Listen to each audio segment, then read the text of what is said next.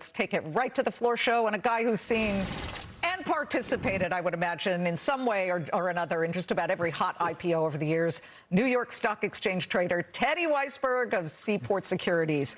Teddy, SpaceX debuts tomorrow on the NASDAQ.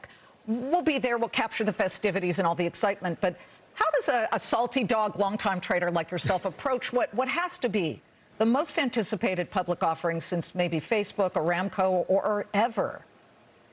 Well, I don't know about ever, because every time you get one of these, Liz, it's a record, and I've been doing this for I'm sorry to say over 60 years now. So I've seen a lot of first times when it comes to IPOs.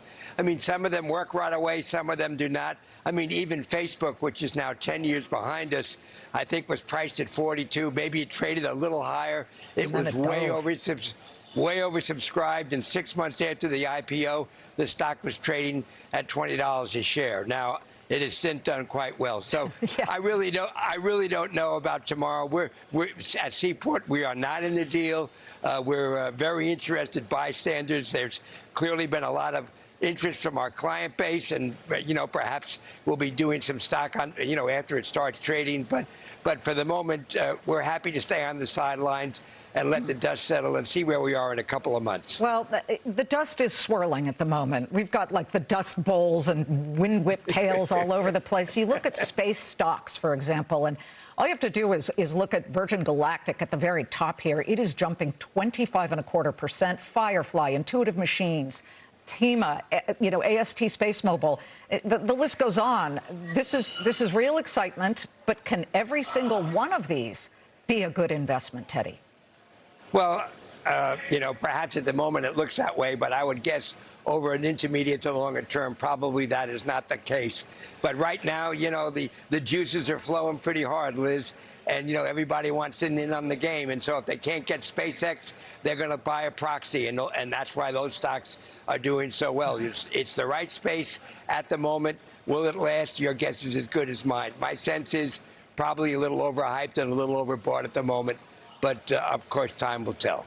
Let me tell you what time is explaining right now, and that is Oracle at the moment, not a choice that investors want. We can put up the shares. They are the worst performer on the S&P 500. They had a double beat on quarterly numbers, but they did say that they're going to raise billions and billions of dollars through debt and equity in fiscal year 2027. So right now, that stock is down about 10%.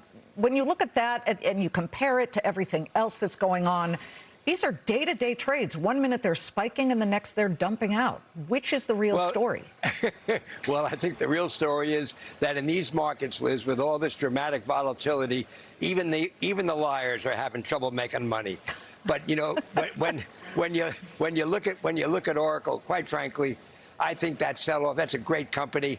We have an interest in the stock. We own the stock. I think it's a screaming buy, down 10%, but that's just me. We have a lot of patience. We're willing to wait, but Oracle is a great company, and probably at current prices, much better buy than it is a sale. I do just want to point out, if you look at the Dow heat map, you've got industrials, materials doing very well. Everything from Boeing to Honeywell to Caterpillar, Sherwin-Williams, Merck. These are not high tech, by definition, stocks at the moment. Then you go to the bottom there, and just behind Microsoft is the second worst trader here. We've got Salesforce. Salesforce is on pace for a 3-year low here, lowest close in 3 years. So could be just an individual story there, but nice to see some of the other names and a broadening of the markets.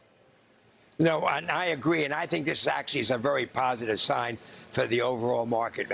As market breadth expands to sectors other than what have been the poster child, which are the tech names, to other sectors, I think that really shows it's a strong underpinning for at least for today, but I think even going forward. And I think it's also good because a lot of folks have not participated in the tech mania, if you will. And so, every dog has its day, and we got plenty of dogs that are doing better today. And there's a lot of value away from tech. I mean, tech as a sector probably is dramatically overbought. I think the sell-off that we've seen in tech is clearly more technical than fundamental. Okay. Nothing has really changed, but it's good to see the broader list doing so well. It's good to see you doing so well. And don't say I'm sorry to say I've been on the floor 60 years. That's a good thing, Teddy. Thank you for joining us. You're welcome. Teddy Weisberg.